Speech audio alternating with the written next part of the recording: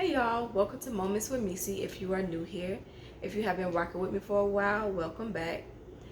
Today we are reviewing day 166 of our 1-year Bible reading challenge.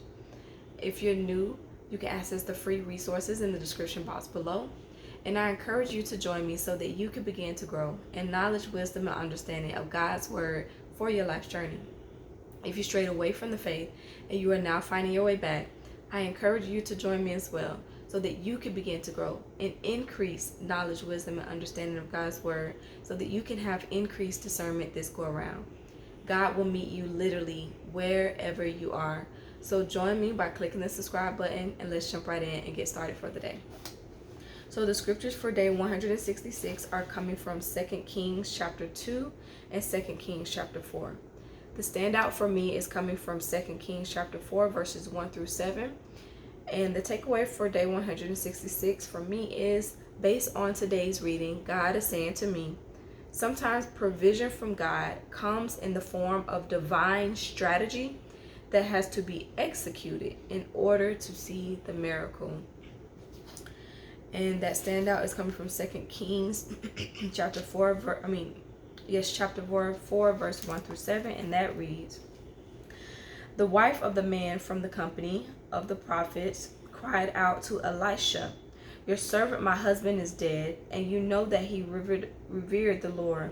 But now his creditor is coming to take my 2 boys and his slave as his slaves. Elisha replied to her, how can I help you? Tell me, what do you have in your house? Your servant has nothing there at all, she said, except a small jar of olive oil. Elisha said, go around and ask all your neighbors for empty jars. Don't ask for just a few. Then go inside and shut the door behind you and your sons. Pour oil into all the jars, and as each is filled, put it to one side. She left him and shut the door behind her and her sons. They brought the jars to her, and she kept pouring. When all the jars were full, she said to her son, bring me another one. But he replied, there is not a jar left. Then the oil stopped flowing.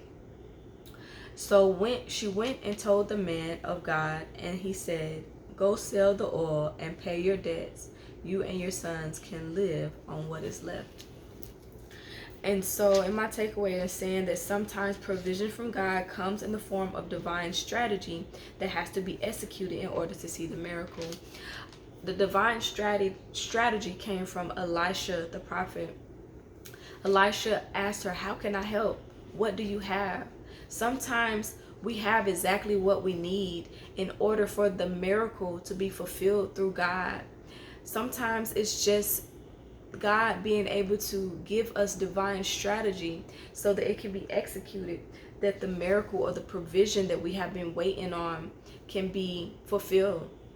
And so here we see Elisha telling her, let's use what you have. You have these jars, you have this jar of oil, or a small jar of oil. Go and get jars from your neighbors and fill it up. Close the door, fill them up until it doesn't fill up anymore, until you run out of jars.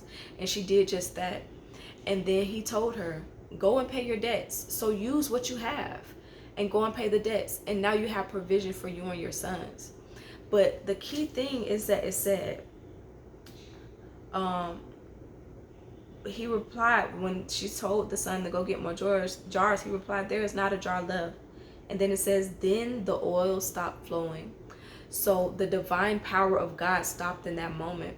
And those that have read further and that know the ending of the story, spoiler alert, she was able to be given back everything that she had paid, everything that she lost, because the king ended up knowing who she was and how the hand of God had moved in her life. But know in this takeaway that you have exactly what you need for God to be able to do what he needs to do in your life. What is it that you have?